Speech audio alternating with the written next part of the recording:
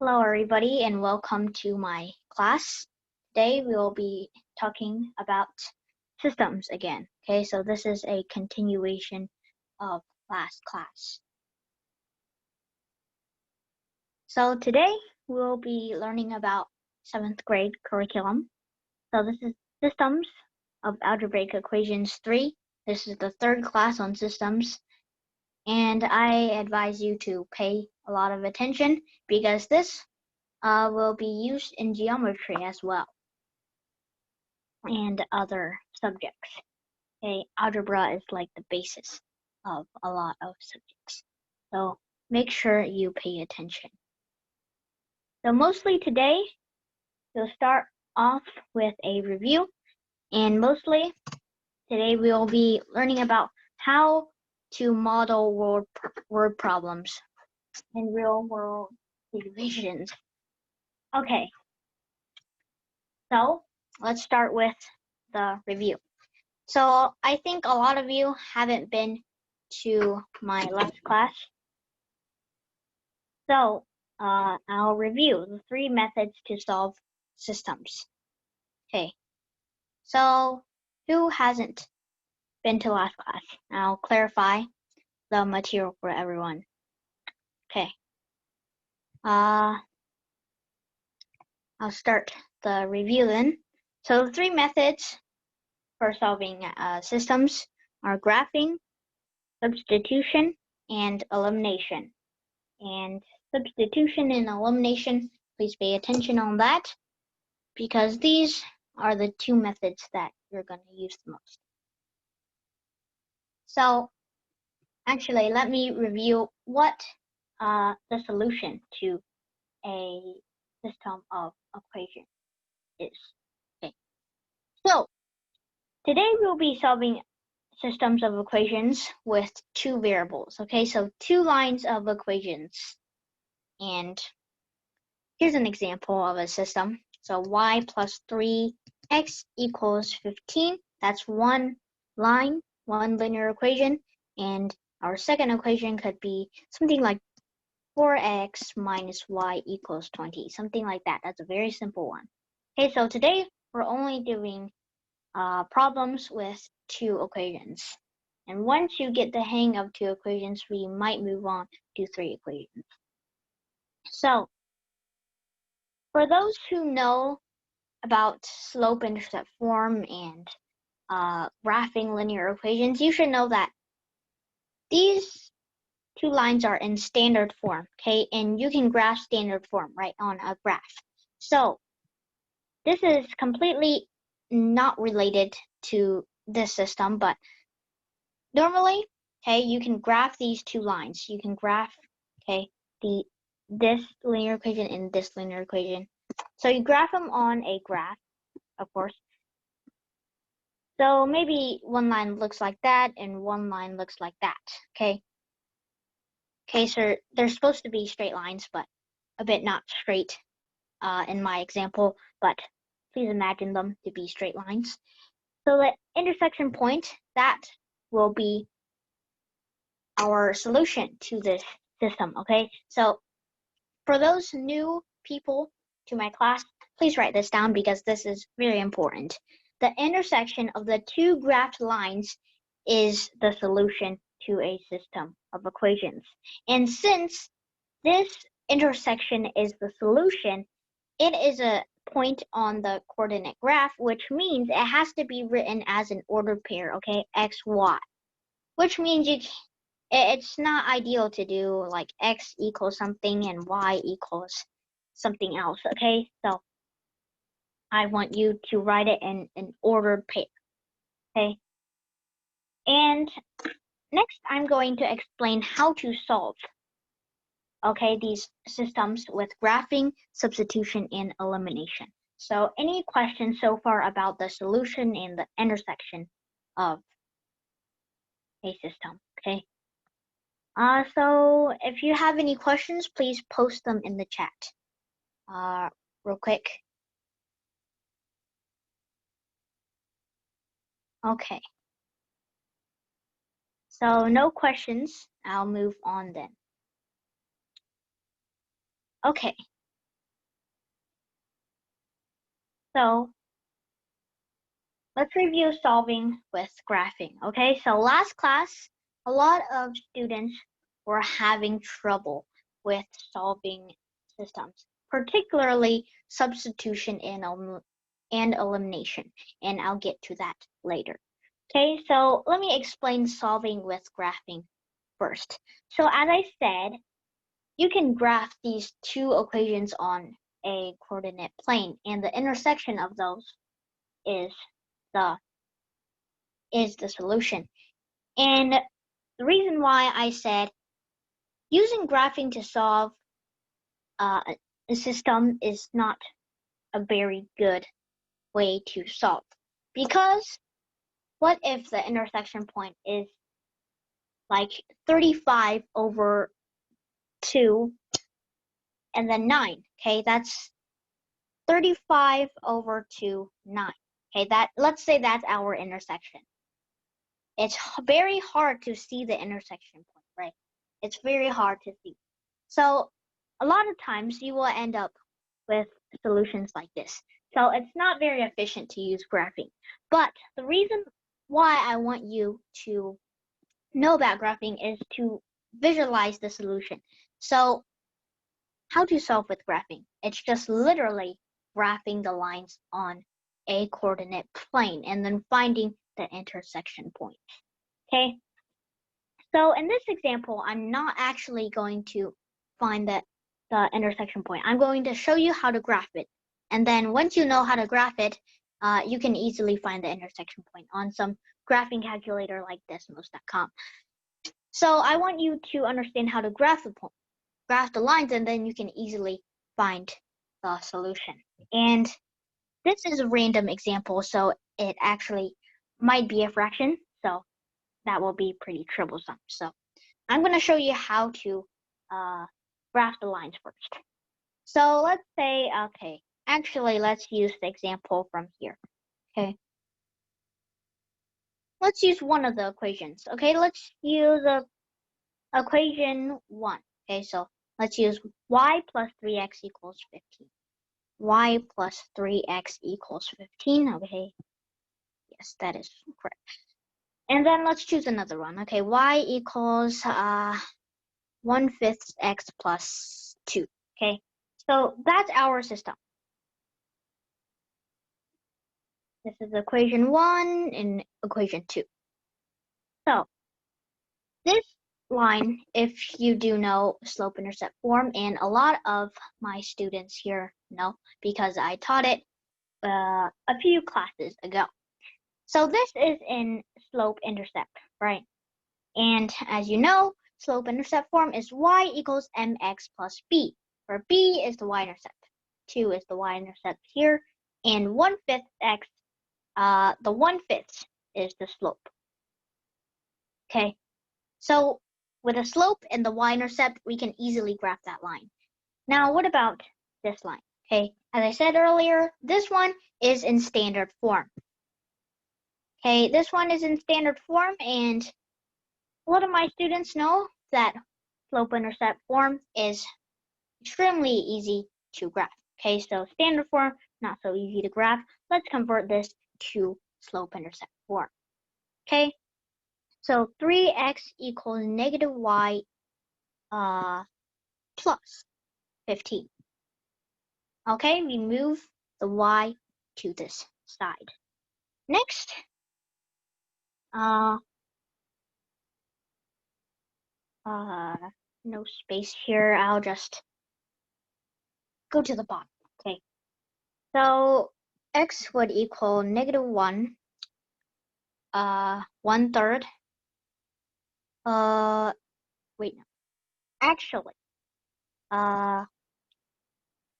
okay, I got it wrong. You don't move the y. Okay, this was written in the wrong way. You have to move the x, okay? You move the x. Y equals negative 3x plus 15. Okay, sorry for that little mistake. So, once you get to this, you don't actually need another step. You don't need another step. So this is actually in slope-intercept form already. the slope will be -3, and the y-intercept would be 15. Okay, so now let's graph these lines. Let's graph equation 1 first, and then let's graph equation 2.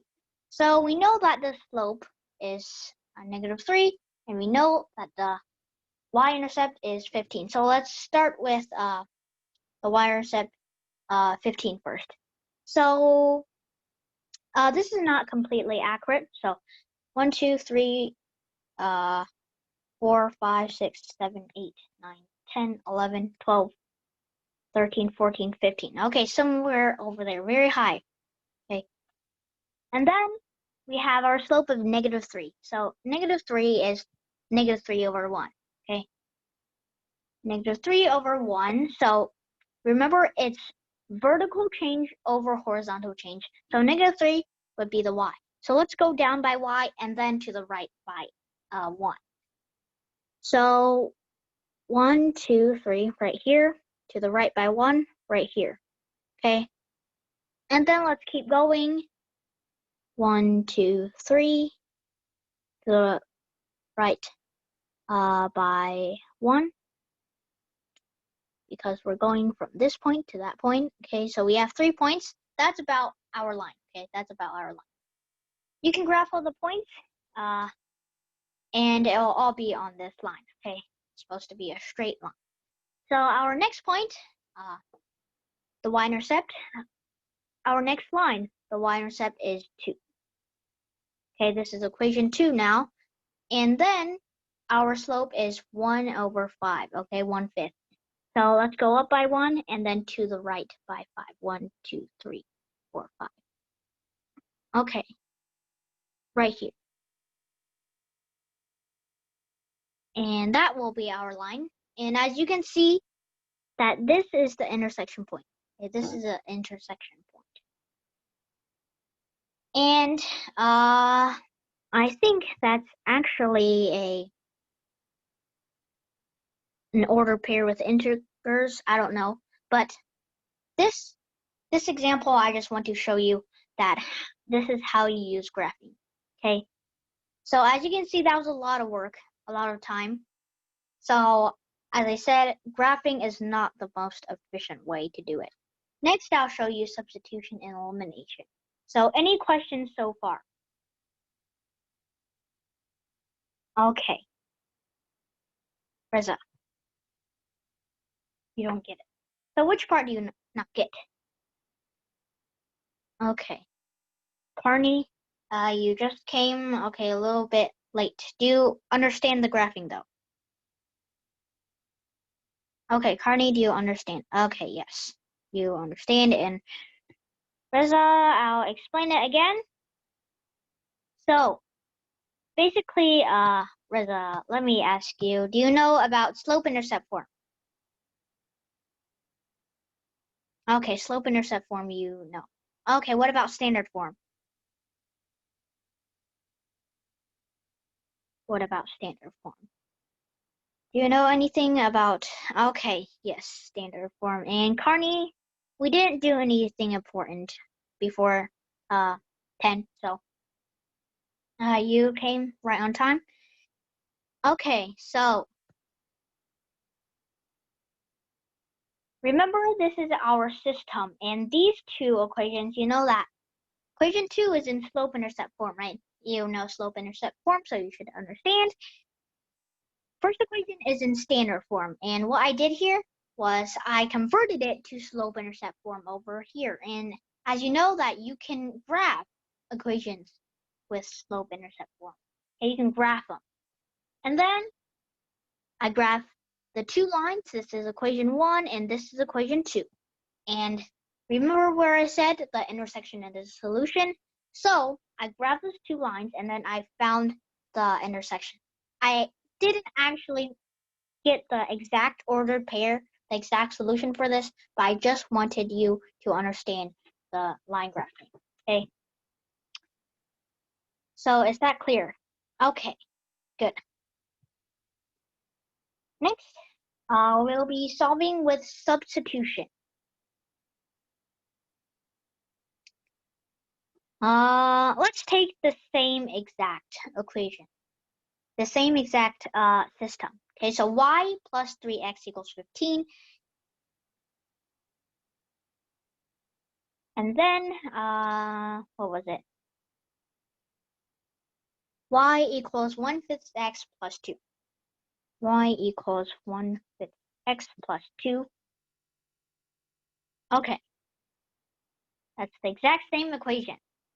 Now, substitution really circles around the idea of equality. Okay, so everything's about equality in substitution.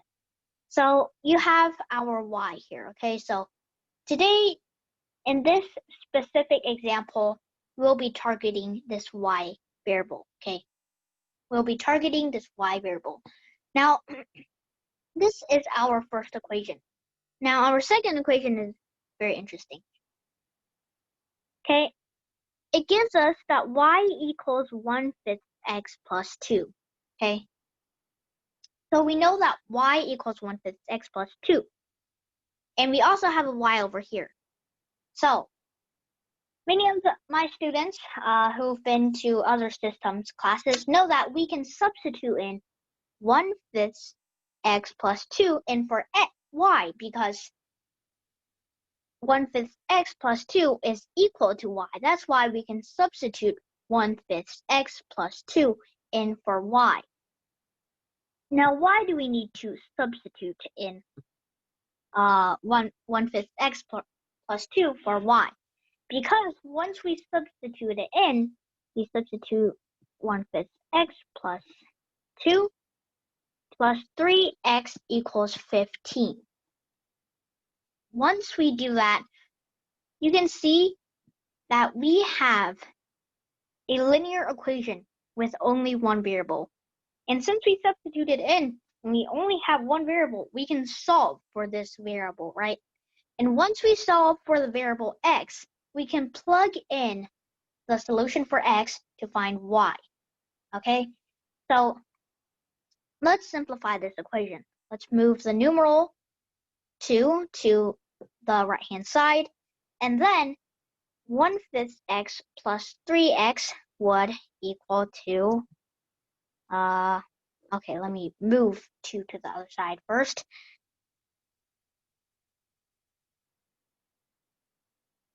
Okay, so that's our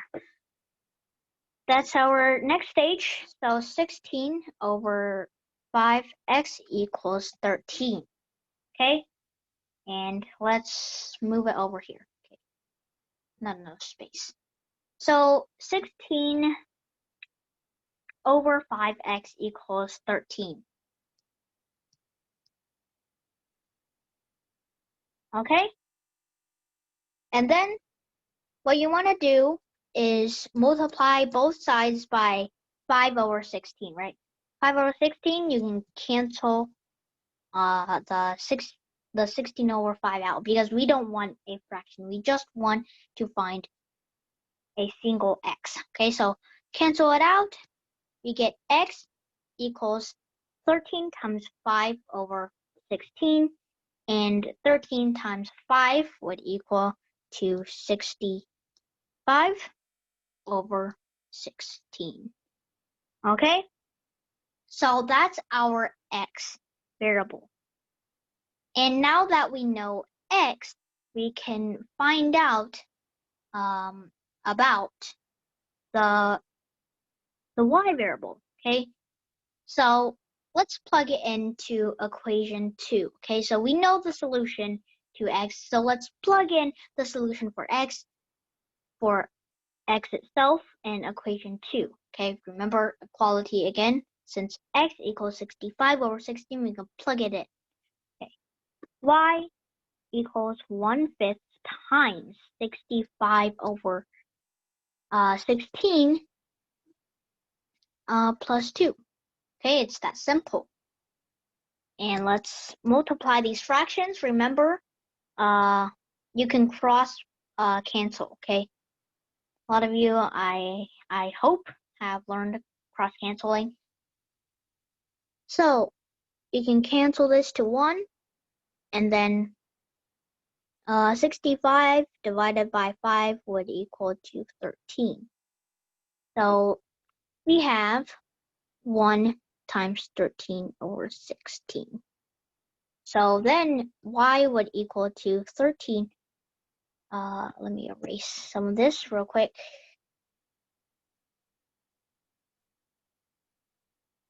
Okay. Over 16 plus 32 over 16. Okay, we find a common denominator. Y equals 45 over 16. Okay, so that is how we figure it out. Remember, write it in an ordered pair. 65 over 16, and then 45 over 16. So does everybody get it so far? This might seem a bit complicated because the answers are fractions, okay? But usually, the practice problems are going to be integers, okay? They're going to be integers. Okay. Yes. So, no questions? I will move on. Okay. Reza and Carney get it? Very good. Very good. So now let's solve with elimination. Now, with elimination, we'll have to do another example. Okay, so this example is a bit different from the substitution and the graphing. I'm going to use another example. This one will be x minus y equals 1, x plus y equals 2. So this is a very, very simple system, okay? So the thing is that you have to figure out when to use elimination and substitution because graphing isn't efficient. We can throw that out of the window. Well, not literally, but graphing is still useful when visualizing the problem, but usually you use substitution and elimination. Okay, so those are the two main techniques. And you want to know when to use substitution and when to use elimination. This is a prime example of when to use substitution. It literally gives you what y equals. If it literally gives you what y equals, it literally gives you 1/5 x plus 2 equals y, then you can easily substitute that in for y. Now, does this system give you what y is? Okay, no. Well, you can move the x over here and get that y equals 2 minus x. You can, but that's one extra step. So elimination is better for this one. Now, how do you do elimination? So what you want to do with elimination is you want to add or subtract the equation. So you might wonder, okay, how do you add and subtract the equations? How do you add and subtract the equations? So let me give an example. X equals 2, y equals 4, okay? And I used this example in my last class to explain, so I'll use it again for those who don't understand. If x equals 2 and y equals 4, what is x plus y? What is x plus y? Okay? In the chat, what is x plus y? If x equals 2 and y equals 4, what is x plus y? Okay? So please put in the chat. Should be really quick. Very easy. Okay, very good. 6.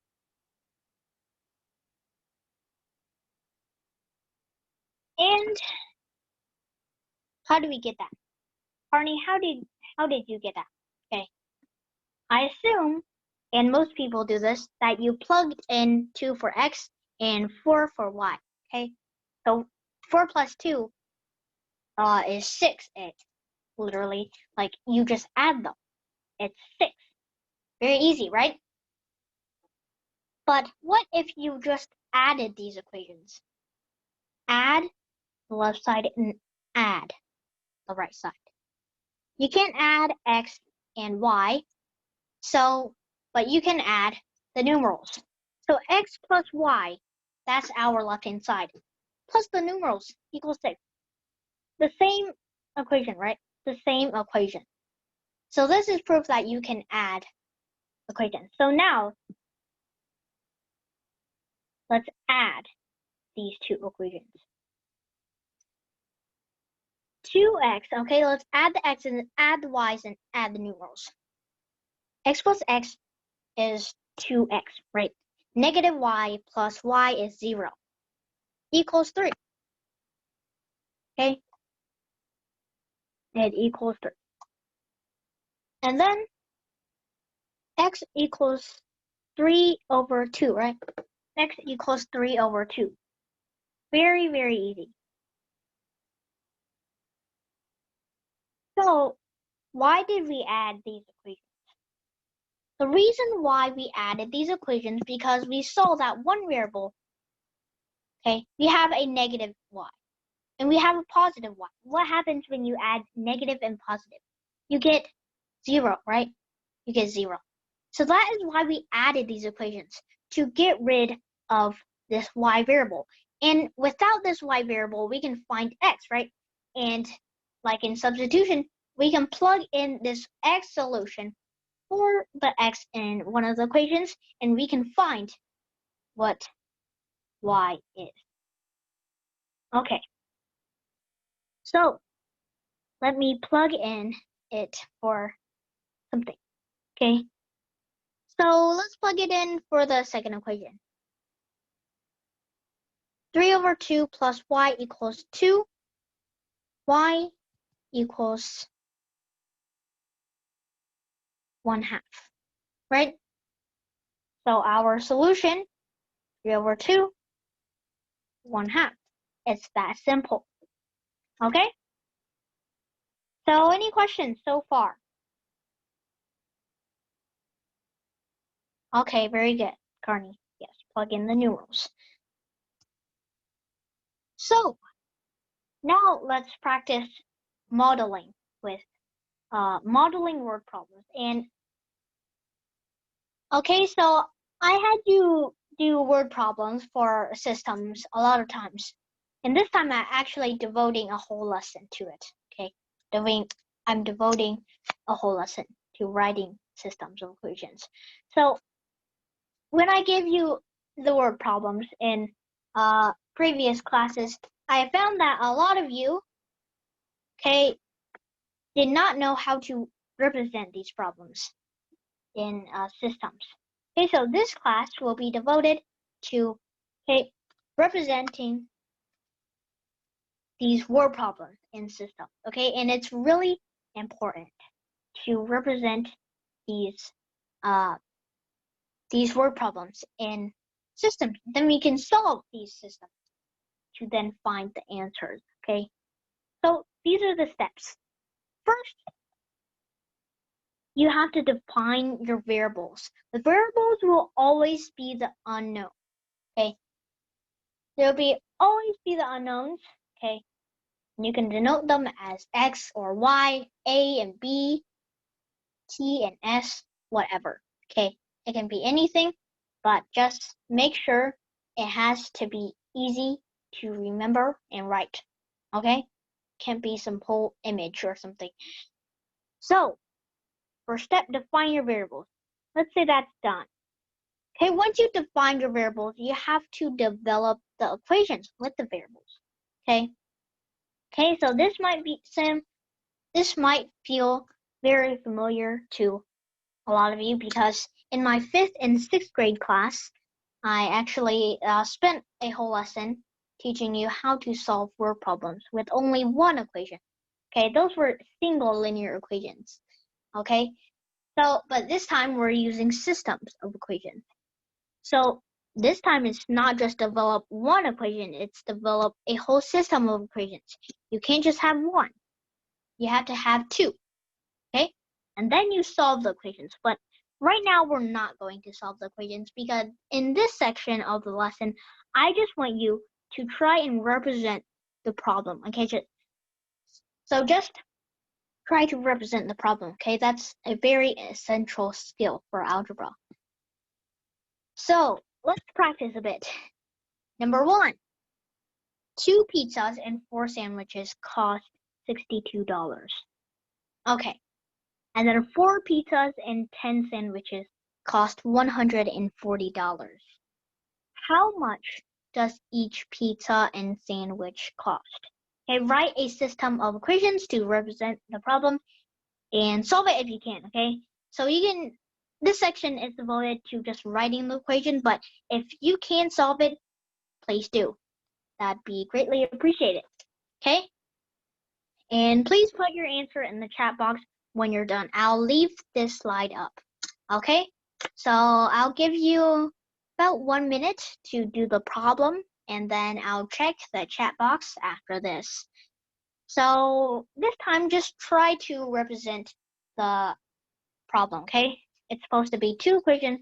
Make sure to define your variables first, and then develop 2 equations and solve them if you can, okay? You don't have to solve them.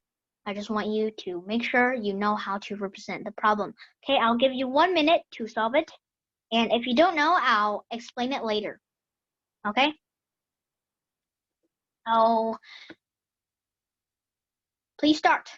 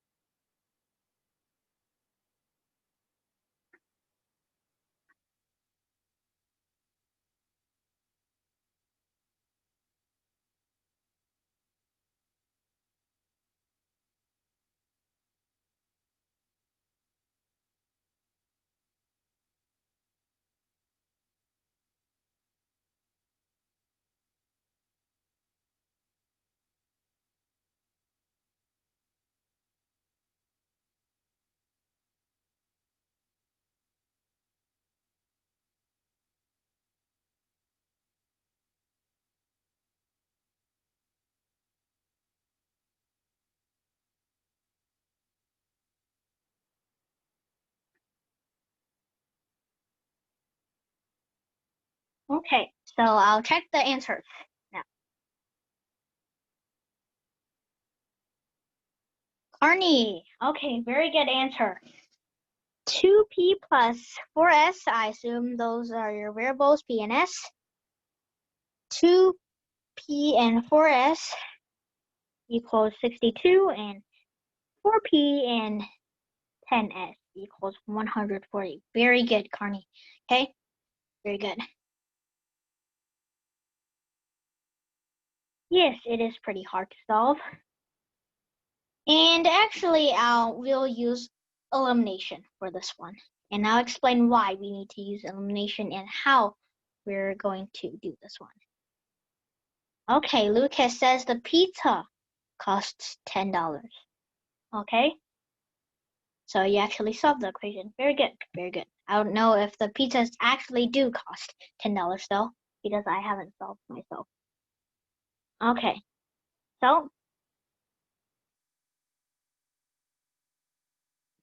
then, yes, Carney, we do have to multiply. Okay, we'll have to multiply. So I'll explain. If you can add and subtract equations, you can multiply them too, right? You can multiply them too. So let's take Carney's equation. Okay, very good equation, Carney. Okay, 2p plus 4s equals 62. And then 4p plus 10s equals 140. Okay, very good. Actually, let me write this smaller. I'm not gonna have any space later.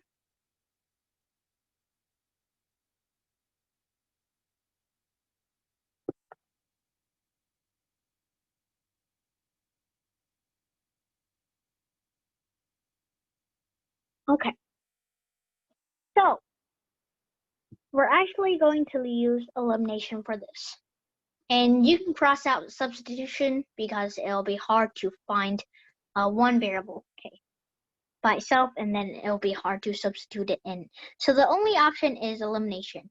And for those who have been to my last class, I explained that you can actually multiply these equations. So let me multiply it first and then explain why. So let's multiply this first equation by -2. Okay, so multiply this first equation by -2. And let's multiply.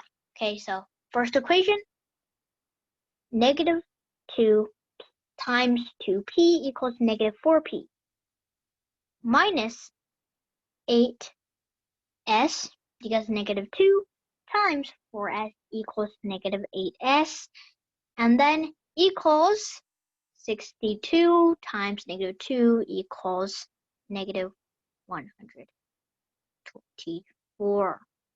Okay? And let's add these equations now. So 4p plus 10s equals 140. That's our second equation. Okay, so let's add -4p plus 4p equals nothing, 0. And then 10s plus -8s equals 2s. And then that equals 16, because 140 plus -124 equals 140 minus 124, and then we divide both sides by 2 and get s by itself. S equals 8. See? Okay. So why did I multiply by -2? Well, the whole idea of elimination is adding these equations or subtracting these equations to eliminate one variable. So when you eliminate one variable, you're going to have when you're adding to eliminate one variable, let's say, or subtracting, you're going to have either, let's say you want to target 4p, okay?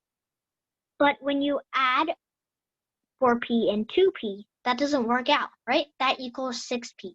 So what we want to do is to make sure 4p gets reduced to 0. And to do that, we need to make it 4p plus -4p. And to make it that, then we need 2p to be -4p. And right now, it's not -4p, right?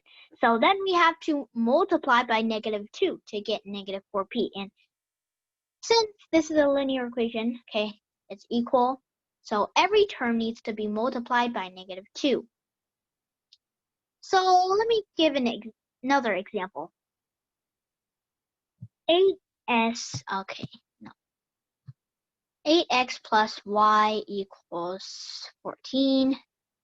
And then let's say, actually, let's do a simpler run. Okay, and 2x plus 2y equals,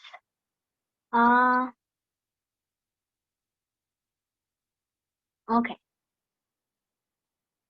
Let's say they both equal, change this one, just equal, this is a random one. Okay, I want to show you why you need to multiply. So this one, okay, so this first equation relating to the problem, we have to multiply by -2, right? Multiply by -2. So this one, you can multiply it however. Okay, let's target x, okay? You can multiply it forever with an integer, okay? Always multiply with an integer because it's easier. Okay, so you can multiply it by 3, multiply by 2. You can just add the 2 x's and it won't do anything because 3x and 2x, okay, you can just multiply 3x with any integer and you can add them or subtract them and it won't equal 0. Fine. Now we need to find the least common multiple for this one. Because 3 and 2, okay, they're both prime numbers, right? Both prime numbers. Okay? if one of them is a prime number, then of course you can't multiply a prime number to get another prime number. Okay, and you can't multiply a composite number to get a prime number. Okay, so well, in some times you can, like 2 times 2 equals 4, that's a composite number, but in this case, no. So what you need to do is to find the least common multiple of 2 and 3, which is 6, right? It's 6. Why does this keep popping? Okay, so -2 times 3. So 3 times 2 equals 6, and -2 times 3 equals -6. Then we add them and we can cancel, right? So that is why, and that is how you can multiply, okay? So now let's solve this equation. We know that s equals 8, right? We know that s equals 8, and 2p plus 4 times 8 equals 62. You just substitute it in for there, okay? And then we move 4 times 8, which is 32, to the other side. 2p equals 30, p equals 15. So pizzas are $15. Okay, and this one you don't actually write in an order pair, okay? Only when they give you the equation. So this is a word problem. Of course, you're not going to write a word problem in an order pair, okay? So you just write like pizzas, $15, and sandwiches,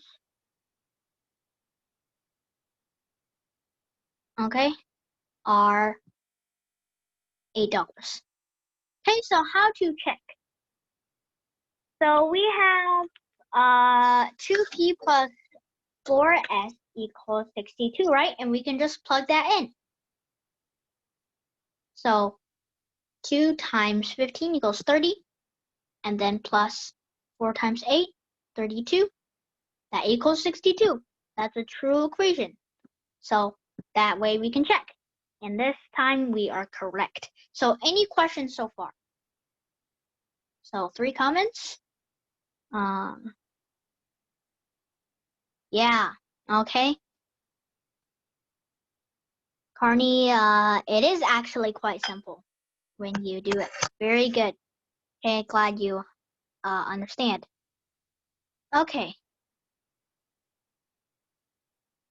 So for those who might think this is a quite extravagant, math is not actually that extravagant when you break it down, okay? So maybe you think this is very complicated, but once you break it down, you find that it's made of all the concepts you already know, right?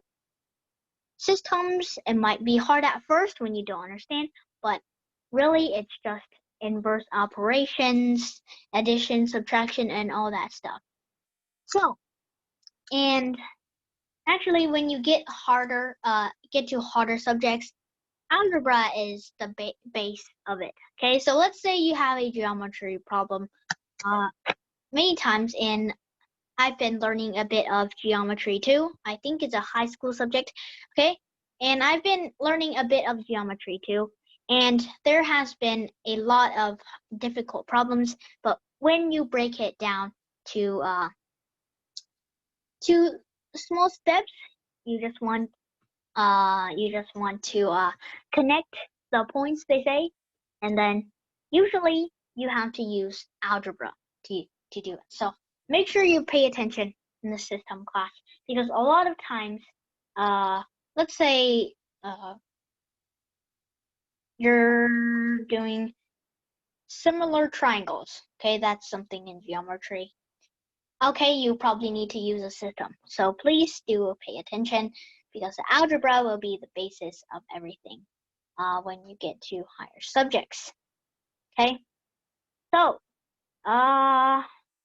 there's still a lot of problems, and we still have 15 minutes. Okay, we started 5 minutes late, so we still have 15 minutes. So, okay, I don't think we can finish all of them, so let's skip number 2 for now, and let's move on to actually solving these word problems. Okay, so we're actually solving word problems this time. We're not just writing, okay? Not just writing. So this section, I require you, okay? It's not optional. I require you to at least provide an answer, okay? So you can put the equations first, and then you can provide the answer. It's totally fine, okay? And if you don't know, I'll explain it later. So this one is a bit unique, okay? Has a tailwind or time and speed or something. Okay, and I'll explain what this means. Okay, so let me read the problem first. A plane averaged 158 kilometers per hour. Okay, while flying to New York with a tailwind. Now, a tailwind is like a wind, okay, that pushes you along. Okay, so let me explain what a tailwind is. So let's say this is your plane, okay? This is the plane, you're moving this way. Okay, this is New York. Moving your plane to New York, and this will be the tailwind. Okay, this tailwind is pushing you along. Okay, so if you're flying to one direction and the wind is pushing you to the same direction, you go faster, right? Let's say you were to fly a paper airplane. Okay, if the wind is pushing the airplane along, then it's generally naturally going to fly faster, right? Now, let's say the plane flew to New York. It flew to New York, but then it flew back. Okay. So on the return trip, the plane averaged 112 kilometers per hour while flying back into the same wind. Okay, so it's returning to its original spot, and it's flying back into the same wind. Okay, if it's flying back into the same wind, let's say you have a paper airplane and the wind is going against your paper airplane. Okay, then naturally it's going to move slower, right? It's going to move slower. That's why on the return trip, the plane averaged 112 kilometers instead of 158. It's a bit slower, okay, on the return trip. So now I explain tailwind, okay? So there we go. And then find the speed of the wind and the speed of the plane in still air, okay? So please find the speed of the wind and the speed of the plane in still air. So I'll give you a few moments to try and solve this problem, okay? And I'll look for answers in the chat box. So even if you're not sure about your answer, please be confident and put it in the chat box. It'll be greatly appreciated, and I'll give you a few moments. Please start.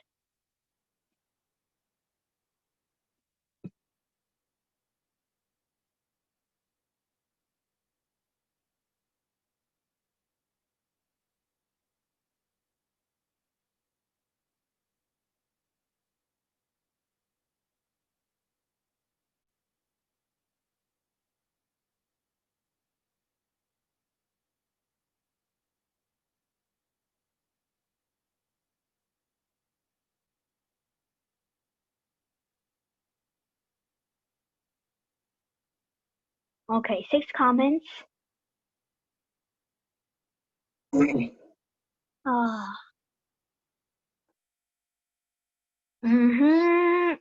Carney, 3S plus 8H. I think that was question 2 on the writing summing systems. Okay, yeah. And then using the time, speed, distance formula. Okay, yes, you have to use that, but right now you don't. Okay, so you're a bit off on that one. Right now you don't actually need to use the time distance formula because it already gives you 112 kilometers per hour. Okay? Per hour. And if I were to give you, let's say, a plane flew 365 miles in 12 hours. This is going to be 365 over 12. Then you have to use the time distance formula and figure out what's the speed per mile. Okay, so this time it already gives you the speed per hour. Okay, so any more?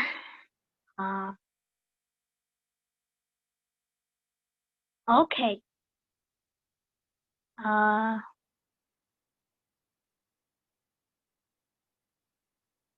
So we have a few answers. Okay, Reza, I explained it very good. Okay.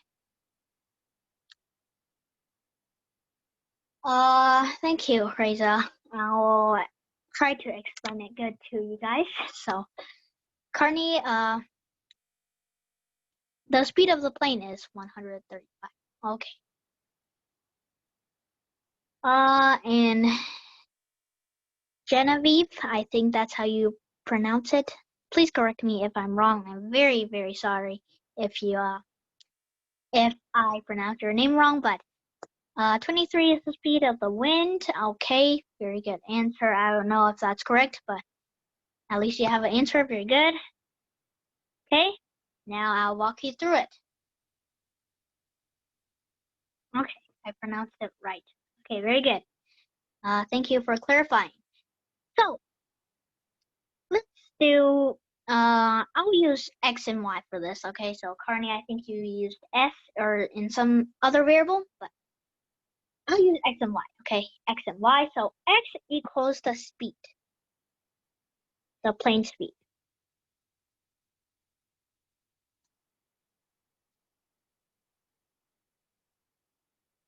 And Y equals this wind speed. Okay, so for those who gave me the plane speed, and I think Genevieve gave me the wind speed.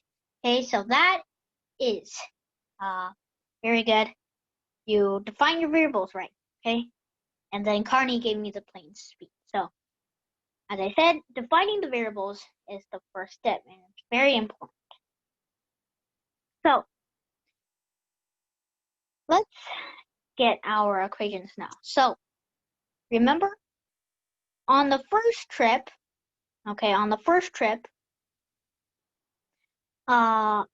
it flew faster, right? The plane flew faster. Why? Because there's a tailwind pushing it along. That made it faster, right? So when we're flying to New York, the tailwind is pushing you along. That's why we have to add the wind speed. Okay, so add the wind speed, that equals 158. But on the return trip, we were flying against the wind. That made us slower, right? So we subtract the wind speed. On the return trip is equation 2, and flying to New York is equation 1. Okay, so that is our equation. Okay, and we notice that we have a positive y and a negative y. And what do you do when we see that? We use elimination. So let's add equation 1 and equation 2. Okay, let's add it together. So x plus x, 2x. Y plus negative y, 0. Okay, plus 0 equals, and then 158 plus 112. Okay, so 158 plus 112, that'd be 270. Okay, and then x is equal to 270 divided by 2. Okay, and that'd be 135. I think Carney was correct. Okay, very good, Carney. You were correct. And now that we know what x is, let's just plug it in. So very easy. So let's use first equation for this because we have a positive y. Okay, so x equals 135 plus y equals 158. Y equals 23. And Genevieve, you were also correct. Congratulations to Carney and Genevieve. Very good, very good. Okay. Okay, yes. This is fairly simple. And you use substitution.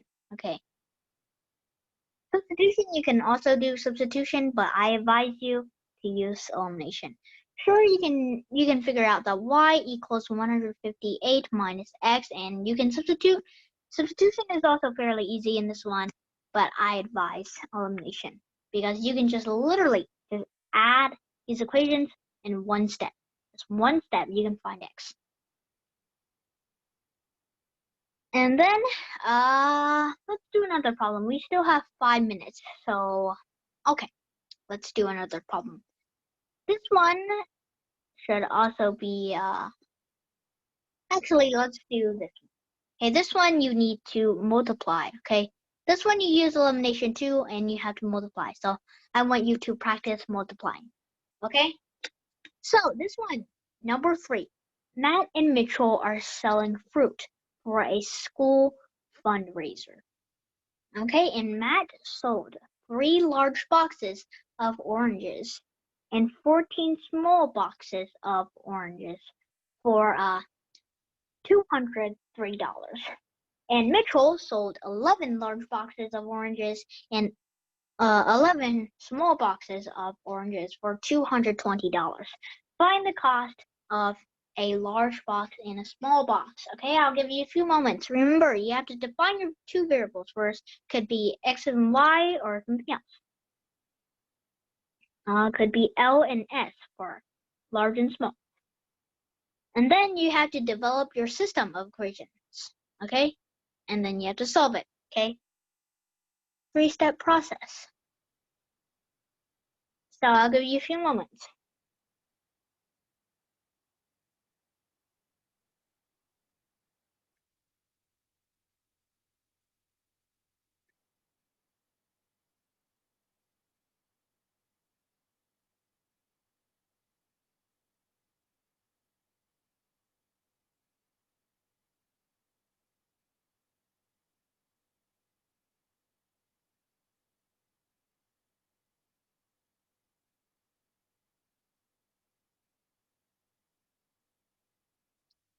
Okay, Carney, you meant elimination. Okay, good, good. So the answers so far. Okay, we're nearing the end of the class, so I'll just walk you through this on this one. Okay, so L equals large. Okay, let's just do L for large. Okay, and S for small boxes. Okay, and then 3L plus 14S. Okay, L looks like a 1, capital L. Okay, capital L and capital S. So 3L plus 14S equals 203. 11L plus 11S equals, what is this? Equals 220. Okay, 220. Okay, and then we have this one. It's best to use elimination, right? It's best to use elimination, but this one, okay? This one is a bit troublesome, okay? This one is quite troublesome because what we need to do is we literally need to multiply, okay, by 11 and 3, negative 3. And 203 times 11, okay? Times 11, that's not very easy to get. So a bit troublesome, okay? So a bit troublesome. But as I said, get your calculators out. It should be no problem. So let's start multiplying. Equation 1, Equation 2, let's do equation 1 first. So 33L plus 11 times 14. Okay. That's 154. Correct me if I'm wrong. And then equals 203 times 11. Okay, that's the troublesome part. 2,233. Okay, so then we have negative 3 times 11L. Okay. And then we get 33, right? As I said, you need to find the least common multiple. Least common multiple of 3 and 11, you have to target the L, right? 14 and 11. You have to see that 14 and 11, their least common multiple is pretty big. So it's probably not a wise decision to choose that. Okay, so let's choose, we chose the 3 and the 11, okay? The least common multiple is 33. That's why you have to multiply by 11 and negative. Okay, I forgot to explain that. So now we have another negative 33 s this time equals, okay, and then we get 220 times negative 3. That is negative 660. And remember, now we have to add these equations. When we add these, 33's cancel. So now we have to do 154 minus 33s. Okay, that'd be 121s, and then equals 2,233 minus 660, which equals 1,573. Okay, and then divide by 121. Okay, and then s should equal to 13. Okay, s should be equal to 13. Okay, so the small boxes are 13. Now we just plug it in. Okay, 11L plus 11 times 13 equals 220.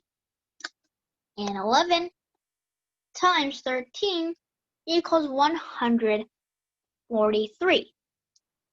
Okay, 220 minus 143 equals 77. 77 equals 11L. Wait. Okay, so I think it was okay, this is weird. Let me solve it first. L equals 7, right? Okay, and okay. The large box apparently is cheaper than the small box. Okay, for some reason I think I got it wrong there. Yeah. I think it's supposed to be 14 large boxes and 3 small boxes. I don't know. Okay, so I think I came up with this on brain. I think I searched up on the internet for this, and I think I switched up 3 and 14 and that. So, but anyways, we did get results. So for now, let's say the large is $7 and the S, the small is $13. So you get the idea. And the thing that I wanted to show you here mostly was the multiplication. The multiplication part, we got it right. Okay. So that was our last problem. So thank you for listening, everybody, to my class. Okay, so make sure to like this video, subscribe, and turn on notifications, and you can get notified for every new video. Okay, so let me stop recording first.